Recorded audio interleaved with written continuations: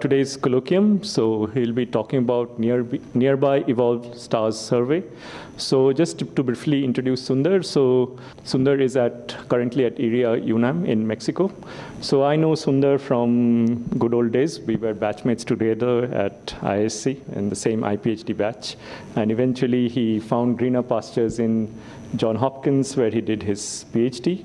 And after that, a couple of postdocs, one at Institute of Astrophysics in Paris, where we again bumped into each other.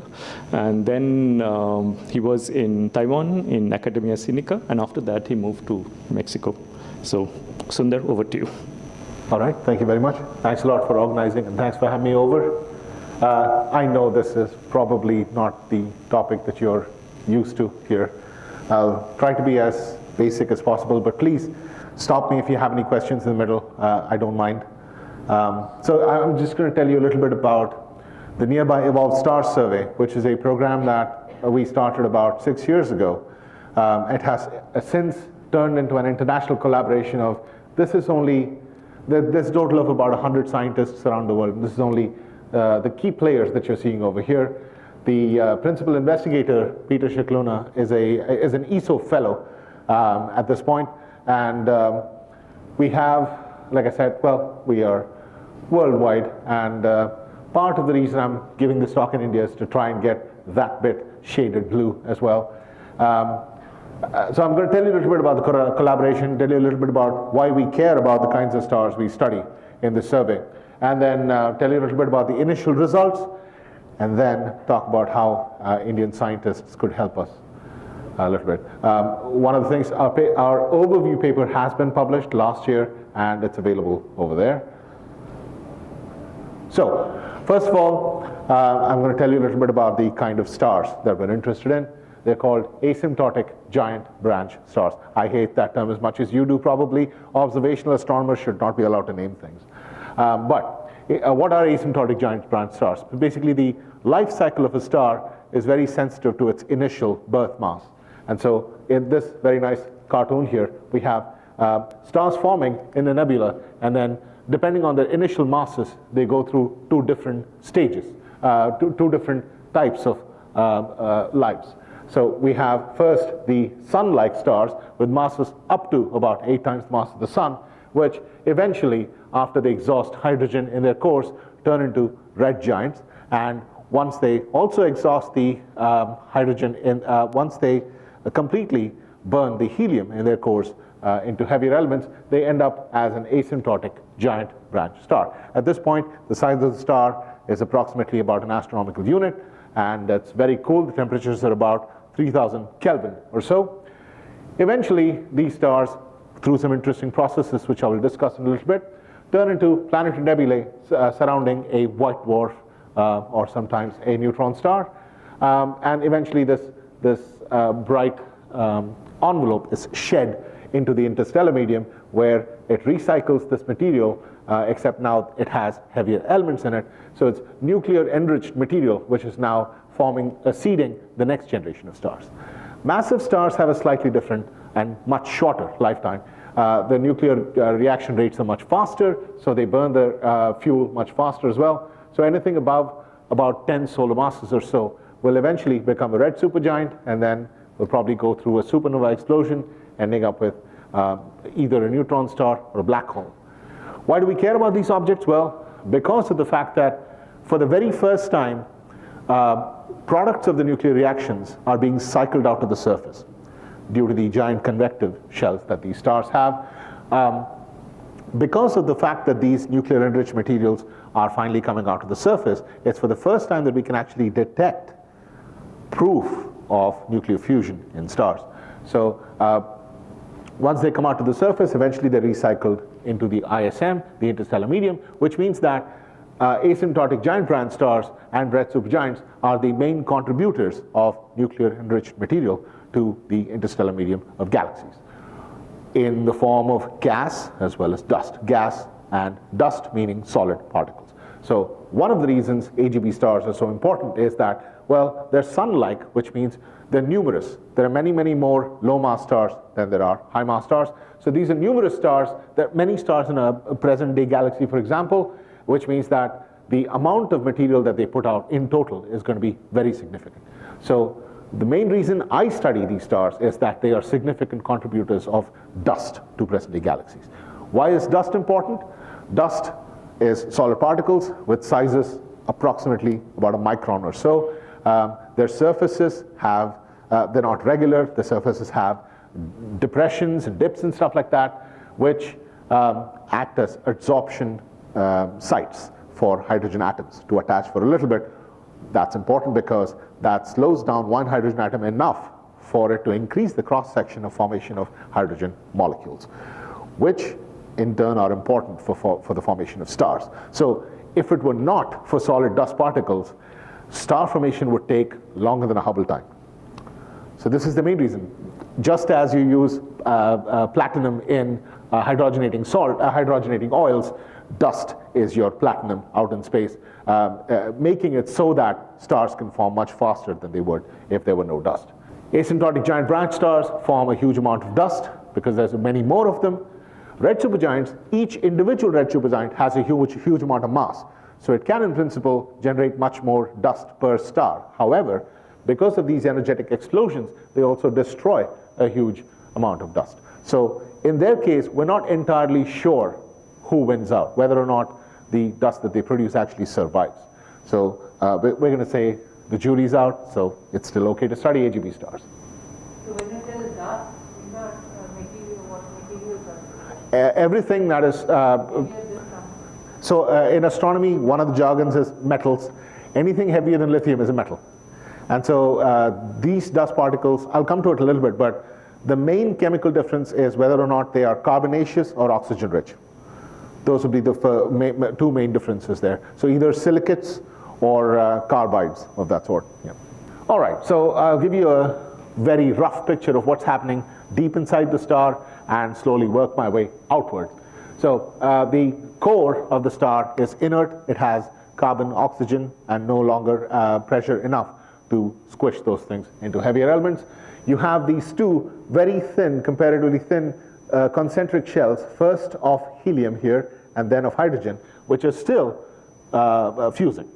So the hydrogen shell is constantly fusing, converting hydrogen to helium, which dumps the helium ash onto this shell here, the helium shell. The helium shell, every once in a while, gets enough critical mass to flash very quickly to 12 carbon. And whenever that happens, the hydrogen shell in it, momentarily stops its fusion. But the helium flashes is what is producing 12 carbon, which is one of the most important nuclides produced in AGB stars, which is eventually cycled out due to this. The entire star at this point is almost just one huge convective cell.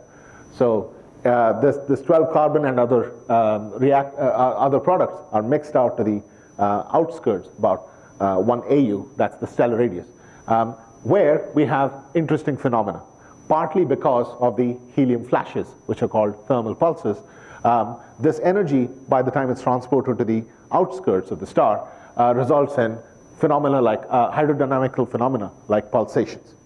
So AGB stars are actually long period variables. Their periods are between 100 to about a couple thousand days or so. Sundar, very nice question. So how do we know that this kind of tangible processes are happening? So what are the signatures? So like, for example, you're saying pulsations. Yes. So thank you for the question. Pulsations are easy to observe because, so these are pulsations of the actual light as well. So you can observe this in the optical.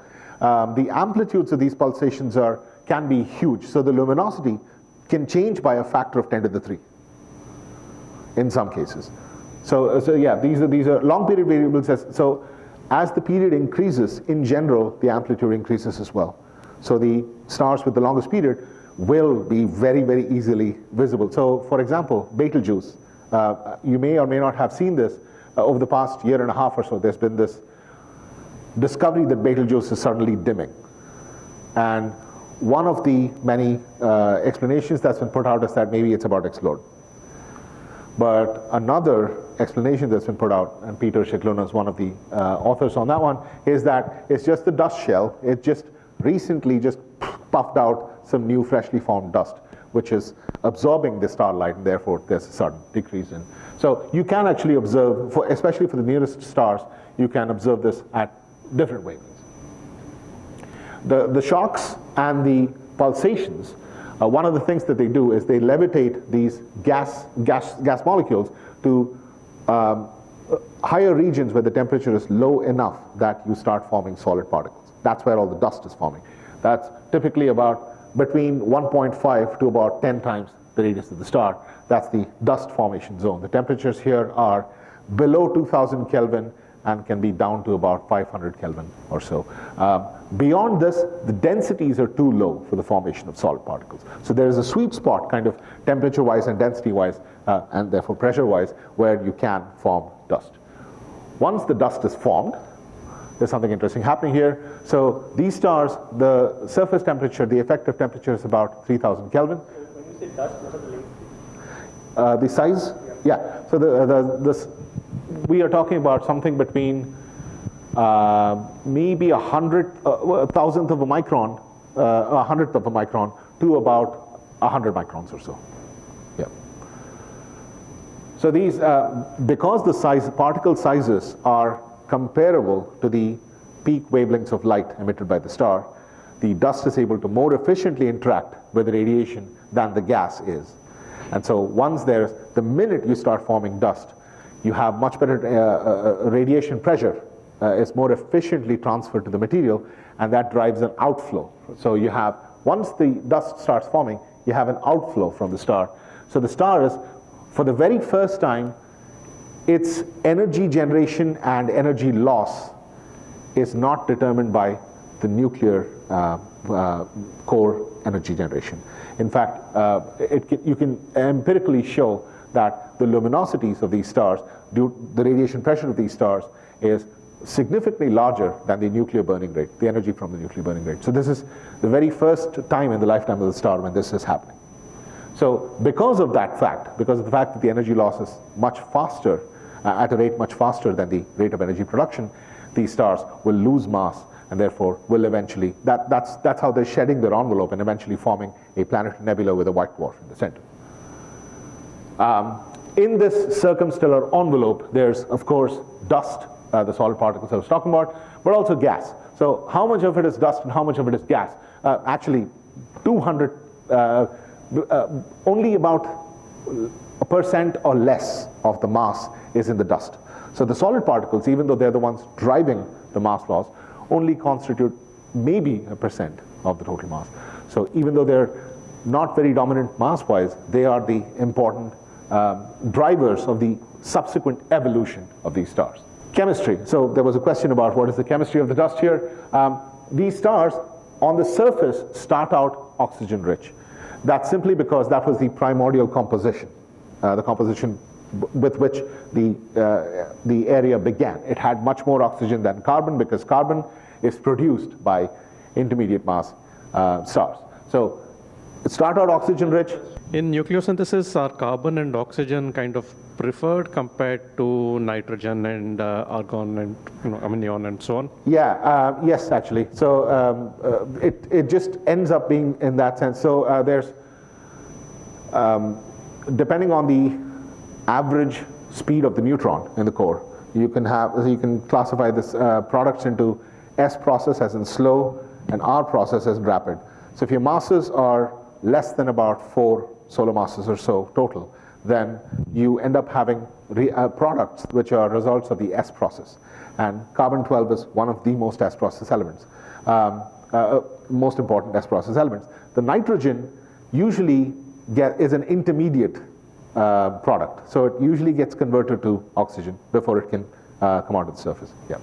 So the reason that initially the surface starts with oxygen rich is oxygen is one of the R process elements, which, for example, could have come from a previous supernova explosion because the progenitors of supernovae don't live very long. So you could have had a supernova in this region and then the AGB star eventually took over after 1 billion years. So the surface initially is oxygen rich, but once you start transporting the freshly produced carbon to the surface, you now slowly start increasing the ratio of carbon atoms to oxygen atoms. And the chemistry, which was originally oxygen rich molecules, oxides and silicates here, changes to carbon rich. And you end up having carbides and cyanides. And acetylene, which is an important precursor because it's a building block for more complicated molecules in dust as well. Okay, with that, so this is kind of a primer to what happens inside and what happens on smaller and larger scales. One question we can ask now is, based on this information, what are the wavelengths of light we can use to study various parts of these AGB stars? In the optical, you have a very good idea of what the photosphere looks like. That's where most of the emission from the star is coming, from the actual star itself is coming in the optical and the near infrared. It's at the same region that you get atomic emission and absorption lines, and also molecular absorption lines. In fact, the most evolved AGB stars have so much molecular absorption in the optical that it's called line blanketing. The lines are so close together, they form bands. The bands are so close together, they form this gigantic blanket that completely reduces the optical emission, extinguishes the optical emission from the star by a factor of up to 1,000 or more. And that's probably one of the contributions to this great dimming of Betelgeuse as well. In the near infrared, you actually see the photosphere peak, and you can also make out molecular bands, most importantly, carbon monoxide. By the way, carbon monoxide, second only to molecular hydrogen, is the most abundant molecule in the universe. In the mid infrared, which is about tens of microns or so, you can see again absorption bands, but for the first time you start seeing signatures of dust, emission or absorption features of either carbonaceous or oxygen-rich dust as well. So the mid infrared is kind of the only region where I can figure out the chemistry of the dust in these things. And because you're actually now in the mid infrared, the temperatures that you're probing are about 2000-ish Kelvin, you're actually looking at the dust that is freshly formed, that has just now been formed. It's still very close to the star, has not yet started its way outward. As you move to longer and longer wavelengths, you start therefore probing dust that is colder and therefore older as well. So this way, just by looking at the infrared wavelengths, these three infrared wavelengths ranges, you're looking at what is called the mass loss history of the star. The longest wavelengths give you the earliest batch of dust that was produced in these stars. The mid infrared gives you the nearest one, the latest one as well. So if you can simultaneously get data at all these wavelengths for a given star, then you're actually probing the entire history of mass loss. And it can go up to hundreds of thousands of years, in fact, in the history of mass loss of the star. That's one reason we wanted to combine all this information. All right, so those are the wavelengths at which we can study the AGB stars. Let me tell you a little bit about what we actually have looked at. And your question, of course, is going to be, why am I looking at nearby galaxies? Why haven't I looked at our own galaxy? Well, the answer is on the next slide. So we've done a lot of work on nearby galaxies, starting in the mid-infrared, because that's where we're looking at the freshly formed dust. And it's in the mid-infrared where AGB stars are among the brightest objects in a galaxy, because they're producing huge amounts of warm dust.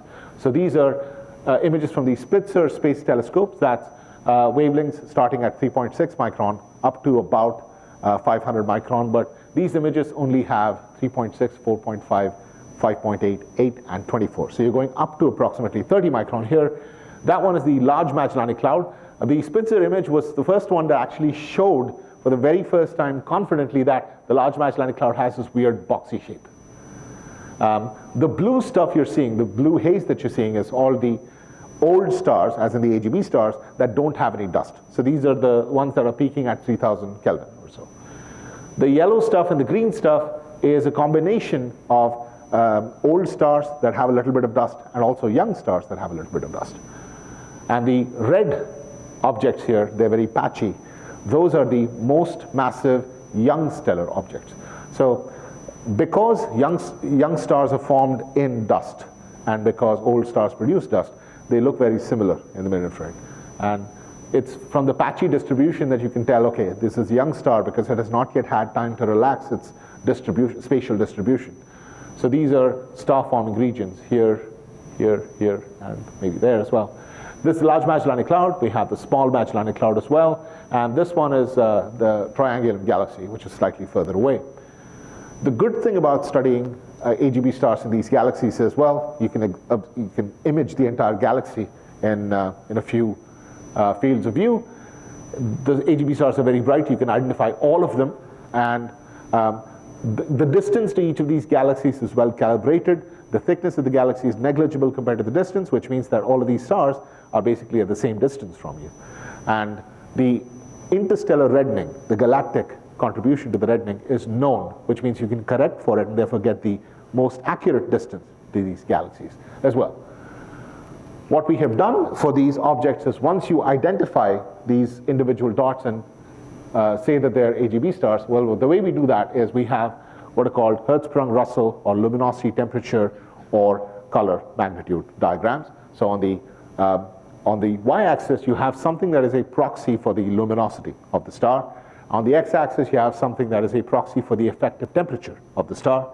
And once you plot the entire population onto this grid, you see that there are a lot of there's a lot of structure here. So, for example, there's this vertical structure over there. Those are just foreground objects in our galaxy, which are at the same color but at different distances. Then you have this little structure here, which is the most massive stars. These are the red supergiants. You have massive oxygen-rich AGB stars. You have intermediate mass oxygen-rich AGB stars. Then you have carbon stars here, the carbon-rich AGB stars. This population here is actually a mixture of chemistries, as in some of them are oxygen-rich, but most of them are carbon-rich. But we don't know which one is which, because it's basically a mixture of the most evolved bright oxygen-rich stars and the most evolved carbon stars. But the point is that you can have an observational proxy diagram of the sort and identify candidate stars that you can go study in more detail. One thing we can do with this is, I'm sorry, I should have expanded this out. We can generate spectral energy distributions, which are plots of the flux of the star as a function of the wavelength. Once you have this, it tells you about the shape of how the energy is distributed in the star. You can use that. First of all, if you integrate it, you have the total energy of the star, the total luminosity of the star. So the plot you have here is a distribution of luminosities of two kinds of stars. The blue ones are the oxygen-rich AGB stars, and the red ones are the carbon stars. You can see that the luminosity distribution, the shapes are different. The carbon stars have a much more constrained range of luminosities, between about 3,000 to about maybe 20,000 times the solar value. The oxygen-rich ones have a much wider distribution. That's one reason, is that there are very low mass oxygen-rich AGB stars, and there are very high mass ones as well. The carbon stars are only formed from the intermediate oxygen-rich AGB stars. So that's why you have this little wedge here. Now, that's the first thing you can do. You have a distribution of the luminosities. One thing you can get out of this is, what is the typical luminosity? If I picked an AGB star at random, what's the luminosity of that star going to be? That's something we can calculate. Another thing we can do is, now, if you look at the spectral energy distribution of the star, of the star plus dust, what you're looking at is radiation from the star that has been processed by the dust. So the more dust you have, the more radiation is going to be emerging in the mid-infrared instead of the optical. So that means that there is a correlation between the dust mass in your shell and the flux that you're observing in the mid-infrared, which means that you can work back from the spectral energy distribution and figure out what the dust mass is. In fact, you can figure out what the rate is at which the dust is being lost into the ISM. And that's what radiator transfer models can do for you. You can figure out what the dust production rate is. That's the rate at which the mass of dust is being lost. The corresponding quantity for the gas is called the mass loss rate. That's the gas mass loss rate. So I'm just mentioning this because I'm going to use DPR in my some of the plots later on, and that's the dust mass loss rate, whereas the MLR is the gas mass loss rate. Like I mentioned before, there's 100 times more gas than there is dust, so the dust mass loss rates are going to be 100 or 200 times higher. Then results we can get Now to the question, why have I not started with talking about what we do in our own galaxy? Well, the main problem is the foreground extinction. For the near objects, even for these nearest objects, the Gaia parallaxes the uncertainties are huge. And so I'm not sure how many of you are aware of the Gaia study, but Gaia parallaxes for main sequence stars have precisions of the order of 10 to the minus 3%. Right? There are many problems with evolved stars that cause this issue, even for the nearest objects. One of them is that these stars are pulsating, so it's much more difficult to get a distance parallax without accounting for the proper pulsation as well. The other reason is, of course, these stars have dust around them, and Gaia is an optical survey. If you have a dusty star, it's not going to be very bright in the optical, so that also kind of gets in the way. This means that we don't really know very well what the distances to these stars are with a high precision. If you don't know the distance, you don't know the luminosity. You don't know the total dust. Though these stars are so close to us, for the past 100 years, we don't really know the distance of these objects. I mean, that one is, Mira is the nearest star to us. But is it though? Because that's a 10% uncertainty, and this one is also 90 parsec, that's 20% uncertainty. So this is one of the problems this is the problem we're having at the moment. Gaia has had 3 releases so far. The 4th release will probably have enough data that it could account for the convection processes, the pulsation processes, and reduce the uncertainty in the parallaxes for these objects, and then we should be fine. But in the meantime, what we can do is, I showed you this plot of the distribution of luminosities for AGB stars from the Magellanic Clouds. We can use that to get an idea of the typical luminosity of an AGB star, and then assume that all the stars have that exact same luminosity. And then use that and the spectral energy distribution to calculate the distances. This is similar to what is done in cosmology. This is luminosity distances, basically. So the only difference here compared to what previous studies have done is we have not only an average value, but also an uncertainty around it. We can do a 50% confidence interval around this. It turns out, so a 50% confidence interval in luminosity is a 25% in uncertainty in distance. 25% seems like a lot, but for most of these objects, even the best methods of estimation, alternate methods of estimation, give you uncertainties higher than that. So 25% is the best we can do right now. So we started with that. We have an approximate idea now of where these stars are. Now we want to study the nearest stars. So now that we can define how far they are, we can isolate the nearest ones. That's where our study comes in. So I'll try to quickly run through this. Let's see, what time? Yeah, okay. I'll run through this quickly. Just tell you a little bit about what the study actually is doing, so that I can jump to the results.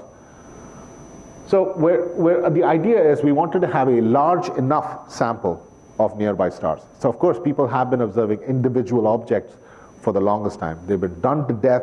We've been looking at the same 10 objects over and over again. But this does not give you anything statistical. You may know everything you want to know about the sun, but unless you know how typical the sun is, you're not going to make any more judgments about the stars around you. So we wanted a large enough sample, and for this large enough sample, we wanted to study what is the total rate at which gas and dust is being returned to the interstellar medium, and also what is the distribution of mass loss, what is the mass loss history of these stars. And because if you have a large enough sample, you can do this in a statistical sense. So that's the main idea of how does mass loss evolve as the star evolves, and what is the distribution of mass losses you get, what is the history of this mass loss. There are a lot of other science goals that you can look at, which I'll talk about a few of these in detail. But the basic idea is this: have a large enough sample, get the mass loss, talk about the mass loss history. And our data, we started with, and I mentioned the different wavelengths at which you can study these stars. We started with submillimeter and radio information, which is where you look at rotational line transitions of molecules, specifically the carbon monoxide rotational transitions. That will tell you a little bit about the distribution of gas in the shells. We can combine this with mid-infrared observations which tell you about the dust. And the three main pillars of our survey is, of course, statistics. We want to do something statistical. We want to report the results, but also with uncertainties. We want to be reproducible. If we do something, we make sure that you never have to do it again. That's the whole idea. Or if you want to do it, to make sure that we're not lying or fabricating something, you should be able to. That the philosophy of reproducibility is something we take very seriously. And of course, related to it, open science. We make our code base, our raw data, process data available. In principle, every paper that is published comes with a Python script, which if you run it, it will download the raw data for you from some public archive, process the data on your machine, and then produce all the plots that are in the paper, and then produce the paper itself. So that if you wanted to, you could verify whether we have done what we actually say we do. And so there was a meeting last May which talked about reproducibility in open science. If you follow that link, or if you just look up ROSA 2022, the talks are on YouTube, and they're extremely interesting for anyone who's even slightly interested in data, reproducibility, and open science. They talk about a lot of utilities that astronomers and scientists can, in general, use to stay reproducible and to adhere to open science. Especially for younger scientists, this is a big deal. My generation is already lost, but there may be hope with you all. So we select our sample from a large database of mid-infrared objects. Now that we have a way of estimating the distances, we get about 800 objects, and then where available, if there are other studies that have better precision in their distances, we use those distances. We have about 850 objects here, for which, once you have these spectral energy distributions, we can estimate what the dust production rates are with some models that we have. And we've done that, and these two plots basically showing the dust production rate as a function of distance. So there are 5 different tiers of these objects. The nearest objects, we can go to very, very low dust production rates because we can study fainter objects, intrinsically fainter objects at smaller distances. At the largest distances, we can only look at the brightest objects. So that's why these are the most highest mass losing objects here. This plot over here, this candlestick plot, shows a distribution of the total dust production rate in each of these tiers. And surprise, surprise, the most mass losing objects, even though there's only a handful of them here, contribute most to the total dust budget. The sample that we have is actually an improvement of up to a factor of 5 at distances above 500 parsec or so. This is something hugely significant because the statistics involved, the precision with which we can make our claims is much higher than what other studies have done. We have observations from a huge number of facilities. We started with the James Clerk Maxwell Telescope. We have rotational transitions of carbon monoxide. We added other surveys. So APEX is the Atacama Pathfinder Experiment, which is a radio telescope. Nobayama is a radio telescope as well. Iram as well is an interferometric radio telescope. And we just recently also scored some time with the Large Millimeter Telescope in Mexico, which is also radio. We have a huge amount of data, way more than we can handle, and this is one of the reasons we need help. We have lots of archival data as well. This is all publicly available archives for which we have codes, and we would like people to create codes to access this data publicly automatically so that people don't have to do stuff by hand. And this is one of the reasons that we're asking for help as well. Okay, running quickly to the first results from this survey. So one of the very first studies was, I said how we wanted to look at the mass loss history in these objects, trying to look at what is the distribution of, is the rate at which the dust is lost, is that constant? Is that, is there a constant distribution, or is it in phases? Are there puffs of material? Well, in some cases, such as Uantlier, which is a nearby star, this star is about 500 parsecs, 3 to 500 parsecs away from us.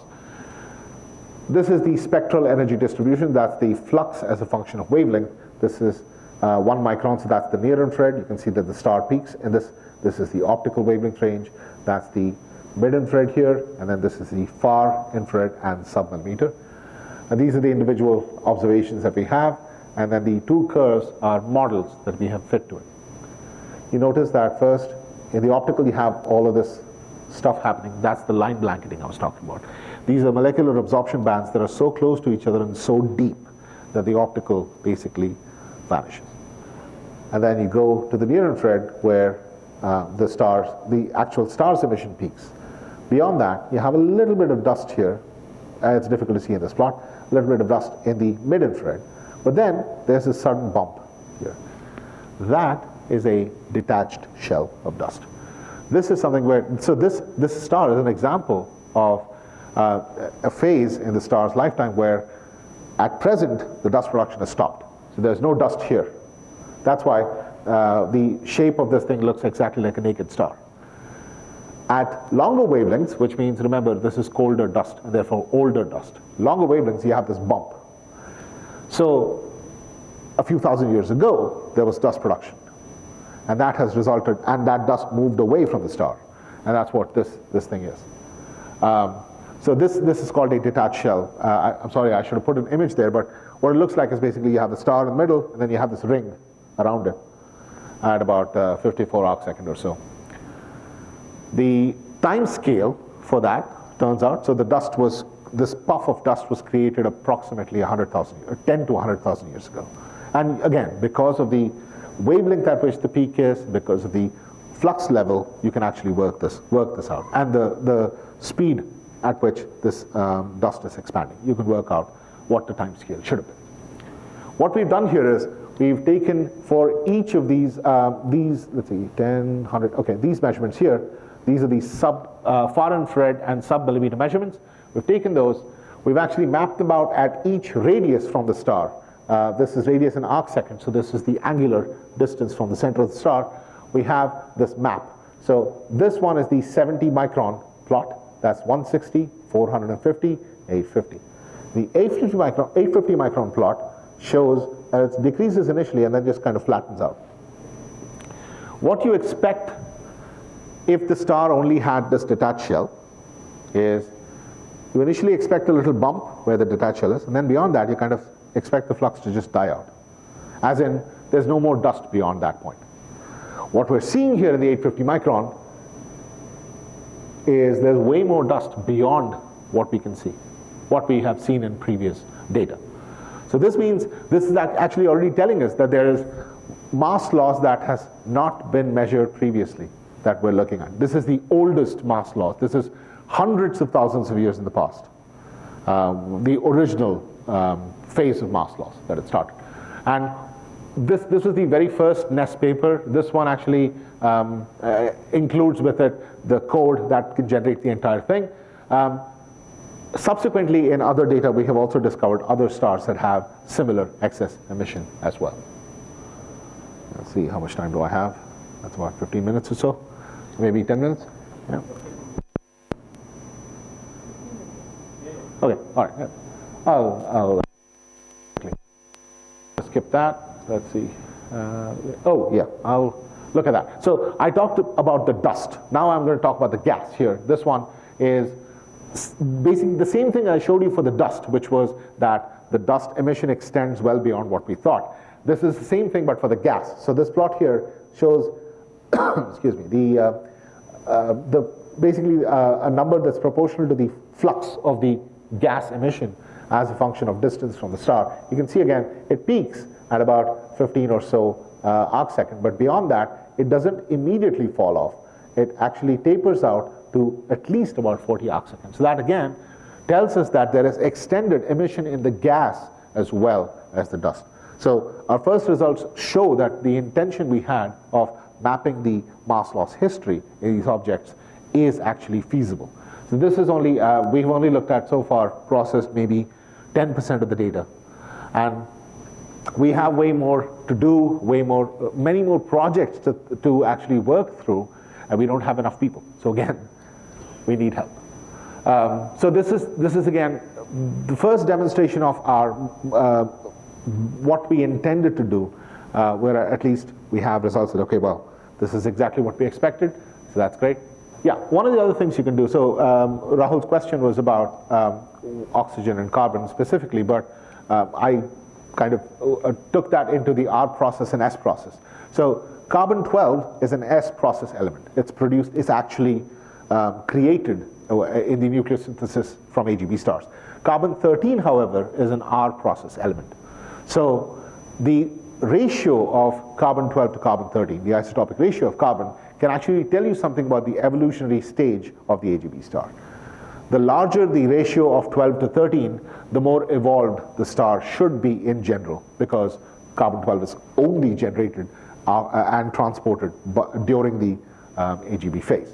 So one of my students took whatever data we had and has produced plots of the 12 to 13 ratio for all our sources. So we see that there's a huge range actually, and this actually shows that we have a range of evolutionary stages in the carbon stars in our sample. This is again very, very preliminary, so we're still working on this, but it's one of the interesting things we want to look at, because that kind of tells you what fraction of your stars are in the most evolved stage, and that those most evolved stars are going to be the ones producing the most dust at this point of time. Another thing you can do is, there's the chemistry of these objects is different, carbon-rich, oxygen-rich. You can use machine learning, and again, there's so much data we have that there's so many of these projects possible. This is only one small example of what you can do. Because we look at color magnitude diagrams, color diagrams, and most of the time we only have that information, we have to draw some arbitrary boundaries in the space and decide something to the left is a carbon star and something to the right is an oxygen-rich AGB star.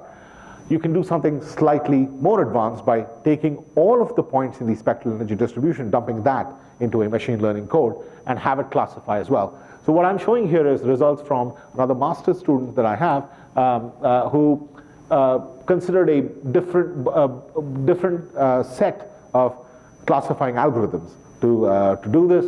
He finds basically he gets about 88% true positive rate on separating the carbon stars from the oxygen-rich stars. For our sample, this is actually very, very good. If it was the Magellanic Cloud sample, you'd get an accuracy of 95% or more, because the data there are much better organized and they're at the same distance. In our case, because this is a galactic sample and we have all these uncertainties, 88% is not bad at all. Skip that, skipping that. So this is another thing that we can do with archival data. So we need spectral energy distributions for all these stars. We have 850 stars. We have 24 surveys at different wavelengths that we have to collect data from. They're all available online, but they all have their own, missions and quests that they send you through, trying to force you to be not automated. So one of my students actually just struggled through this and has generated Python code that will now allow you to automatically access the SED of each star as well. This is something that I encourage young scientists to do, turn everything into, so now, at least in astronomy, you have most of the databases are automated so that you can run Python queries in the command line and get all the data that you need without ever having to go to a website and actually typing in things like you're in the 1900s. So this is another thing that I actually encourage people to do. There's so much data we have. We can also collect light curves for these objects because they are variable sources. Pinaki's question is about how can you tell what the pulsations look like. Well, we have light curves for these objects in the optical, the near-infrared, and sometimes in the mid-infrared as well. And one of my students right now, master students, is collecting data from, this is only, I think, 2/3 of the archives that he's collecting data from. So there's a huge amount of data that he's collected, and then analyzing using a Gaussian process fitter to fit the light curves. And these are some examples of fits that he's gotten. So you can get a period estimate out for these objects, and of course, uncertainties on the light curves as well. Yeah, astronomers are horrible, and they're still stuck to their old methods. I did a Facebook survey last year, or the year before, and yeah, it turns out most people are still doing stuff by hand. I don't know if most of this stuff is probably alien to you, but ADQL is the completely automated version of SQL that you can run through Python. And unfortunately, most scientists do not use ADQL. They go to the website, type in the float coordinates of the object, and then proceed from there. We're trying to just change this. Okay, so I'm going to really wrap things up here. Because this actually crops up in other fields also. Is there a standardized ontology or the table headers, field names, the things like that? Those should also be. Yes. So in astronomy, you have standard ways to present this information so that. Yes. Okay. So Simbad, which is system of identifiers, main, blah, blah, blah, and Vizier, which are both from the CDS in Strasbourg. These are databases maintained and have existed for at least 30 years that have all of this information, and they make information available on how to efficiently access them. So the idea is that if anyone has ever studied an object, whether it's a star or a cloud or whatever, you give it a unique identifier, and then from then on, subsequently, instead of referring to the float coordinates, whose precision changes every time you improve your telescope, you refer using the identifier. And then what they do is, of course, multiple people might have the same name for this, different names for the same source. They tag them all together. So they also have tables where you can just go search, give me all the names for this particular source. Completely automated. So yeah, there are ways to do this. Yeah, we can talk later if you like. Yeah. Thanks. Sure. Okay, so the summary of what I've been trying to tell you is, well, before the summary, yes. So why do we need India? Well, yeah, like I mentioned, we used to have access to the JCMT, the James Clerk Maxwell Telescope. Our access is dwindling because the scientists who work in countries that have access to the JCMT are moving out and going to other places like Mexico. So we need JCMT time. And we have ongoing proposals, but very soon that will run dry. So one of the reasons we need Indian scientists to work with us is that so that we can increase our collaboration to include other countries that still have access to JCMT time, which allows us to continue our follow-up observations. I had a rough idea with a couple of my collaborators about what science we could do with the GMRT. One idea is to look at atomic hydrogen emission. Now the difference is that with molecular hydrogen, you're not directly looking at the molecular hydrogen.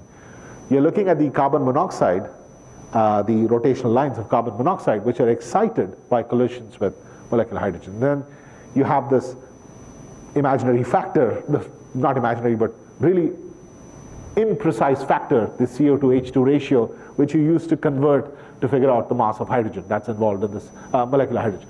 Instead, if you use H1 emission, you're actually directly looking at the thing that's responsible for this emission. The inner regions of the stars have effective temperatures greater than about 2400, 2500 Kelvin or so, are entirely H1 dominated rather than molecular hydrogen dominated, which means in these cases you can trace the entire circumstellar shell all the way from the dust formation zone out to the place where it intersects with the ISM. This means you can study the entire mass loss history up to a couple parsec or so. I checked the GMRT archive and I've only found one study that was for, I think, 2006 or 2008, which had looked at a handful of sources, nearby sources for H1 emission, but there's no publications associated with this work. It was curious that there were 3 sources that overlap with we have NEST sources in there as well. So I would be very curious to see what they found. We know that there is some existing work for a handful of nearby objects done with the telescopes associated with IRAM, where they have looked at the H1 emission, and I think the main reason they didn't go any further is because they're waiting for the NGVLA. Based on what I've read about the UGMRT, I think the UGMRT is sensitive enough that we can do this while we wait for the NGVLA. So this is another thing that I would love to talk to Indian scientists about. I think we can definitely do this while we wait and get some publications out. India also has access to optical and near-infrared facilities with which, so because of the atomic lines and molecular bands, we can actually use the optical and near-infrared spectroscopy to figure out what the metallicity or the, like I said, the fraction of heavier elements is in these stars as well.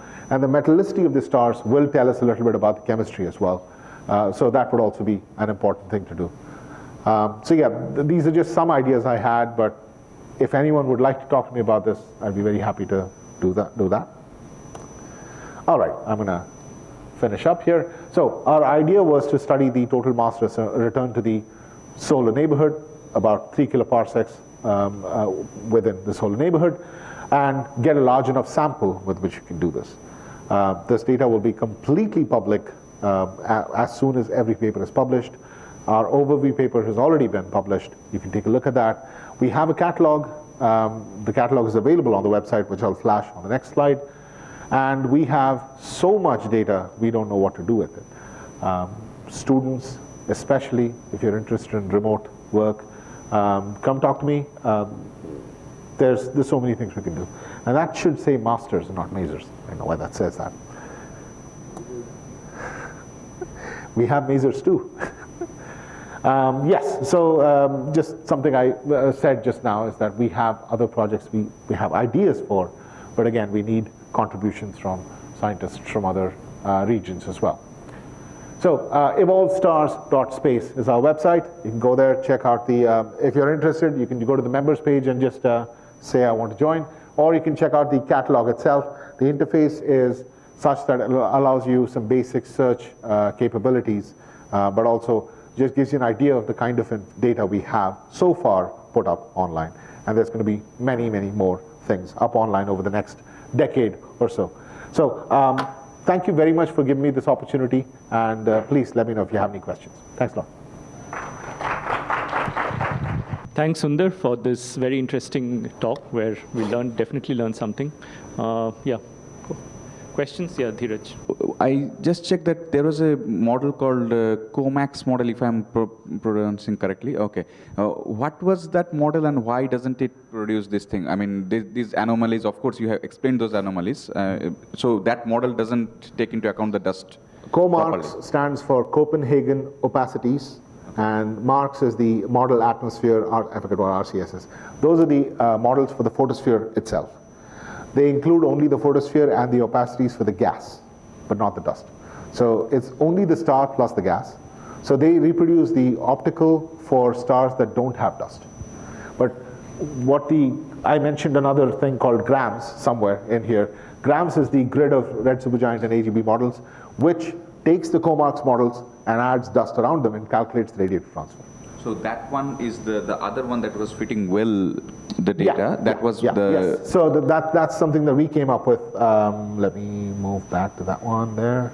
So yes, the wavy stuff you see, that's the COMARCS model. So it does a good job of reproducing the optical and the near-infrared here, because this star does not have warm dust. In that case, there's no interference. At the longer wavelengths, the COMARCS model this is just an extrapolation, because they don't have any dust.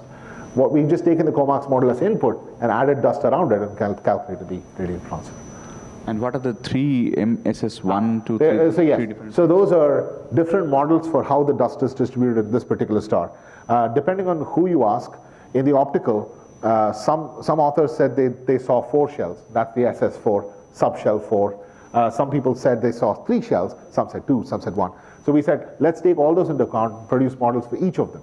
And what we're showing here is that regardless of what you pick, basically except for this one model, which is the SS3, the other models are able to reproduce the observations. Okay, so that means that the one shell model, right? MSS1 that you said, that is not fitting well. Yeah. So there is no free parameter that tunes the amplitude. So it is just a fixed thing that you plot on top of that. This is the subshell part is just based on observation. Any more questions? Yeah, Shantan. So how much observation do you need to get the errors under control? So like for these kind of plots. Right. Let's see. The AGB stars are very, very bright, so the photometry itself, it takes a minute or so. Okay. In most of these cases. So the near infrared, for example, I remember looking at Magellanic Cloud stars, it takes less than a minute. So the galactic sources that are much nearer to us, it's not going to be a lot of time at all. Yeah. It's only the spectroscopy and the emission lines that take a bit longer. Yeah. Mm-hmm. And you didn't talk about the other route of getting this dusts or this AGNs from this neutron star thing. From supernovae, yes. Yeah, supernovae. Because the problem is that the dust destruction rate is uncertain. What is the magnitude? So they don't know what fraction of the dust is destroyed. The estimates go from 10% to 100% basically. And why is it so? It has to do with how the radiation, so how strong the radiation is and how much shattering of the dust particles there is. So dust evolution models say that you have to have a certain, I don't know very much about this, but you have to have a certain minimum grain size in order for dust growth to progress. And it's not entirely clear. So basically, observational data wise, what we need is reverse shocks. Reverse shocks is where the dust get destroyed. But observationally, we only have, I think we have 0 sources known where the reverse shocks are. So 1987A is the most famous thing. And there is a paper from 2011, Mikako Matsuda, which says that they've discovered up to a solar mass of dust in 1987A. Even if you disregard the modeling issues here, the problem is that it's still in the pre-reverse shock phase. So the dust has been created, but after the reverse shock, it's going to be destroyed. And we don't know how much of it because of the way the shattering works and the way that, I think there's also a difference between whether it happens spherically symmetrically or not. It must be really challenging to work over this huge range of wavelengths, I mean, from optical to radio. So my question is, what are some of the major challenges that you might have faced to combine this multi-wavelength data? And the second question is, how really can the UGMRT help? Yeah. Well, all right. I'll attack the first question because that's easier. The main challenge is that these sources are much more variable in the optical than they are in the mid-infrared because the optical, the reason the amplitude in the optical is very high is because titanium oxide lines are, titanium dioxide is extremely sensitive to the effective temperature of the star. So the absorption just dips suddenly if the effective temperature changes by 50 Kelvin or so. So the amplitude here is going to be huge. And so what you really need is simultaneous observations across all wavelengths. If not, then this might have been observed at a different variability phase than this one. And so the main issue comes here. Of course, beyond this, the amplitudes are not very large. So you can basically say that's the SED. As far as I'm concerned, that's my main irritating. Also because here, even though the COMAX models take into account some of the opacities, they aren't yet completely there yet. In fact, because they run out of computing power. This is another issue that is very irritating. So what we need is better models for the optical and also kind of variability averaged SEDs in that region. In the sub-millimeter, an issue is mainly the issues with the beam size because you actually start resolving these stars. So then in order to actually put this point on the SED, you need to integrate, but the thing is everything else, it's unresolved. So that becomes an issue as well. Yeah. And your question was, how do I use the GMRTs? Yeah, well, that's why I came here, talk to you people. So the only thing that I looked up was for this H1 emission thing. I just wanted to see if somebody had done something similar. And there was one study that I looked at the archive and just said, just the title said H1 emission from AGB stars, and they mentioned which sources they were. But that's all I know because I can't access anything else. So we thought about it, and it seems like this other group has had, with the Nonce array, has done, they have 5 or 6 papers or so, where they looked at the feasibility of this for a few nearby sources. I believe And this belief is just based on the bare minimum I've read from the GMRT website, that the UGMRT has sensitivity higher than what they have right now. And we're at the right time before the NGVLA that this might be done. If we, I mean, we have the stars, we know where to look, we have data for these things, so it's just a matter of getting some experts in there and filling the blanks. Thanks for the question. Any more questions?